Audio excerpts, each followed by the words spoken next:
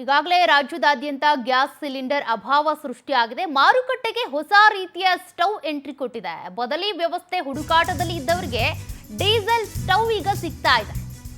7 litre ಸಾಮರ್ಥ್ಯದ ಬಹು ಉಪಯೋಗಿ ಸ್ಟವ್ ಎಂಟ್ರಿ ಕೊಟ್ಟಿದೆ.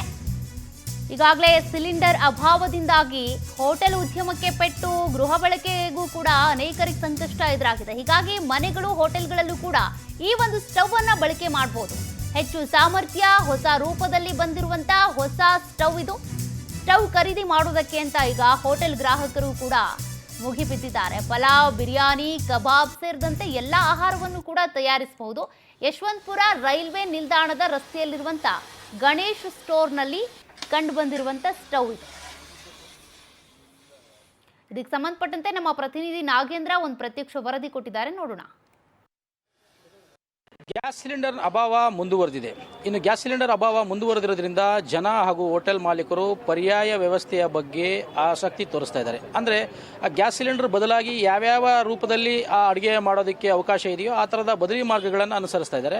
ಇನ್ನು ಯಶವಂತಪುರದ ಒಂದು ರೈಲ್ವೆ ರಸ್ತೆಯಲ್ಲಿ ಇರ್ತಕ್ಕಂಥ ಒಂದು ಗ್ಯಾಸ್ ಸ್ಟವ್ ಅಂಗಡಿಯಲ್ಲಿದ್ದೀವಿ. ಇಲ್ಲಿ ಕೂಡ ಒಬ್ಬರು ಆ ಗ್ಯಾಸ್ ಸ್ಟವ್ನ ಅಂಗಡಿ ಮಾಲೀಕರು ಹೊಸದಾಗಿ ಒಂದು ಗ್ಯಾಸ್ ಸ್ಟವ್ನ, ಅಂದರೆ ಆ ಸೀಮೆಎಣ್ಣೆ ಸ್ಟವ್ನ ಹೊಸ ರೂಪ ಕೊಟ್ಟು ಇನ್ವೆನ್ಷನ್ ಮಾಡಿದ್ದಾರೆ. ಅಲ್ಲಿ ನೀವು ಇಲ್ಲಿ ದೃಶ್ಯಗಳಲ್ಲಿ ನೋಡ್ತಾ ಇರ್ಬೋದು. ಮಾಮೂಲಿ ಸೀಮೆಎಣ್ಣೆ ಸ್ಟವ್ ಅಂದರೆ ಬಹಳ ಚಿಕ್ಕದಾಗಿರ್ತಾ ಇತ್ತು, ಆದರೆ ಸೀಮಿತ ಅವಧಿಗೆ ಮಾತ್ರ ಅದು ಉಪಯೋಗಕ್ಕೆ ಬರ್ತಾ ಇತ್ತು. ಅಂದರೆ ಒಂದು ಟೀ ಅಥವಾ ಕಾಫಿಯನ್ನು ಮಾಡ್ಕೊಳ್ಳೋಷ್ಟು ಮಾತ್ರ ಅವಕಾಶ ಇರ್ತಾ ಇತ್ತು. ಆದರೆ ಇಲ್ಲಿರ್ತಕ್ಕಂಥ ಅಂಗಡಿ ಮಾಲೀಕರು ಈ ಸ್ಟವನ್ನು ಸುಮಾರು 7 ಲೀಟ್ರಷ್ಟು ಡೀಸೆಲ್ ಅಥವಾ ಸೀಮೆಎಣ್ಣೆಯನ್ನು ಬಳಸ್ಕೊಂಡು ಅಡುಗೆ ಮಾಡೋದಕ್ಕೆ ಕೂಡ ತಯಾರು ಮಾಡಿದ್ದಾರೆ. ಇದರಿಂದ ಪಲಾವ್ ಅಥವಾ ಇನ್ನಿತರೆ ದಿನಸಿ ಆಹಾರ ಪದಾರ್ಥಗಳಾದ ಬಿರಿಯಾನಿ ಈ ಥರದ ಎಲ್ಲವನ್ನ ಕೂಡ ಮಾಡೋಷ್ಟು ಸಾಮರ್ಥ್ಯ ಇರತಕ್ಕಂಥ ಸ್ಟವನ್ನು ಇವರು ಈಗ ಇನ್ವೆನ್ಷನ್ ಮಾಡಿರ್ತಕ್ಕಂಥದ್ದು. ಈ ಸ್ಟವ್ಗೆ ಈಗ ಬೆಂಗಳೂರಿನಾದ್ಯಂತ ಬಹಳ ಬೇಡಿಕೆ ಬಂದಿರತಕ್ಕಂಥದ್ದು. ಎಷ್ಟು ಜನ ಅಂದರೆ ಪ್ರತಿದಿನ ಒಂದು 20 ರಿಂದ 30 ಜನ ಇಲ್ಲಿಗೆ ಬಂದು ಸ್ಟವ್ಗೆ ಆರ್ಡರ್ ಕೊಡ್ತಾ ಇದ್ದಾರೆ. ಆದರೆ ಆ ಮಾಲೀಕರು ಹೇಳೋದೇನಂತಂದರೆ ಇಷ್ಟು ನಾವು ಪೂರೈಸೋಕೆ ಆಗ್ತಾ ಇಲ್ಲ ಅಂತ ಹೇಳ್ತಾರೆ. ಇನ್ನು ಇವತ್ತು ನಮ್ಮ ಜೊತೆ ಆ ಸ್ಟವ್ನ ಇನ್ವೆನ್ಷನ್ ಮಾಡಿರ್ತಕ್ಕಂಥ ಆ ಭುವನೇಂದ್ರ ಅವರು ಕೂಡ ನಮ್ಮ ಜೊತೆಗಿದ್ದಾರೆ. ಅವ್ರನ್ನ ಮಾತಾಡಿಸ್ತಾ ಹೋಗೋಣ, ಅವ್ರೇನು ಹೇಳ್ತಾರೆ ಅಂತ. ಸರ್, ಮುಂಚೆ ಹೇಗಿತ್ತು ಬೇಡಿಕೆ, ಇವಾಗ ಹೇಗಿದೆ, ಇದನ್ನು ಮಾಡಬೇಕಂತ ನಿಮಗೆ ಹೇಗೆ ಅನ್ನಿಸ್ತು? ಸರ್, ಇದು ಮುಂಚೆ ಬೇಡಿಕೆ ಅಂದರೆ ಗ್ಯಾಸು ನಾರ್ಮಲಾಗಿ ಸಿಕ್ಕೋ ಟೈಮಲ್ಲಿ ಇದನ್ನು ಭಾಳ ಉಪಯೋಗಿಸ್ತಿಲ್ಲ, ಮೂಲೆ ಗಂಪು ಮಾಡಿಬಿಟ್ಟಿದ್ರು.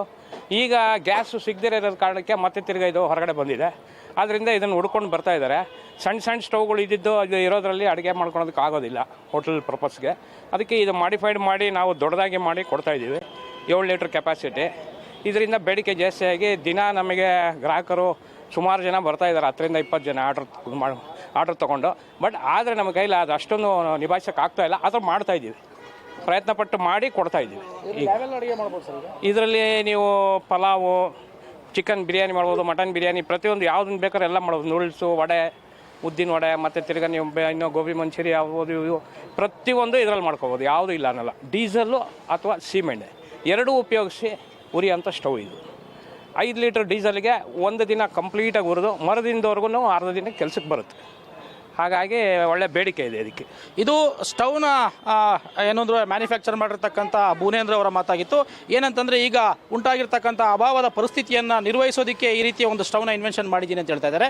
ಪ್ರತಿದಿನ ಒಂದು 10 ರಿಂದ 20 ಜನ ಗ್ರಾಹಕರು ಆ ಸ್ಟವ್ನ ಬೇಡಿಕೆ ಇಟ್ಕೊಂಡು ಬರ್ತಾ ಇದ್ದಾರೆ. ಆದರೆ ಅಷ್ಟು ಪೂರೈಸೋಕ್ಕಾಗ್ತಾ ಇಲ್ಲ. ಮುಂದಿನ ದಿನಗಳಲ್ಲಿ ಪೂರೈಸ್ತೀವಿ. ಈಗ ಈ ಒಂದು ಸ್ಟವ್ವಿಂದನೇ ಹೋಟೆಲ್ಗಳಲ್ಲಿ ಪಲಾವು, ಬಿರಿಯಾನಿ ಈ ಥರದ ಎಲ್ಲ ಐಟಮ್ಗಳು ಕೂಡ ಮಾಡ್ಬೋದು ಅಂತ ಕೂಡ ಹೇಳ್ತಾ ಇದ್ದಾರೆ. ಕ್ಯಾಮ್ರಾ ಪರ್ಸನ್ ಸಂದೇಶ್ ಜೊತೆ ನಾಗೇಂದ್ರ ಪ್ರಸಾದ್, ಪವರ್ ಟಿವಿ, ಬೆಂಗಳೂರು.